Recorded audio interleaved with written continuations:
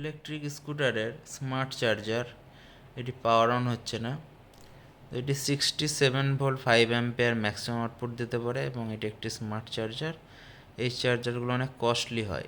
এখনকার বেশি অ্যাম্পিয়ারের ব্যাটারি যে ইলেকট্রিক ভেহিকলসগুলোই থাকছে সেগুলোতে এই চার্জারই আসছে, স্মার্ট চার্জার। এটি স্টেপ বাই স্টেপ রিপেয়ার করে দিয়েছি। এটির বোর্ডে প্রবলেম ছিল। পাওয়ার লিড কানেক্ট করে অন করব।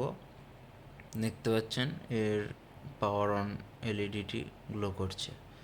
তো এটির চেক করার প্রসেস হচ্ছে, এটি ব্যাটারি কানেক্ট করতে হবে, তাই প্রপার চেক হবে 67 ভোল্টের ব্যাটারি, অথবা এর একটি আলাদা প্রসেস আছে চেক করার, সেই প্রসেসে আমরা দেখাবো, যেহেতু এর 67 ভোল্টের মতো ব্যাটারি আমাদের কাছে অ্যাভেলেবেল নাই। তো এর আলাদা মেথডই আমরা চেক করাবো। তো এর 0% যখন ব্যাটারি থাকে সেটিকে বুস্ট করার ভোল্টেজ আমরা চেক করব। যদি বুস্ট করতে পারে চার্জারটি, তো চার্জারটি ওকে হয়ে গেছে।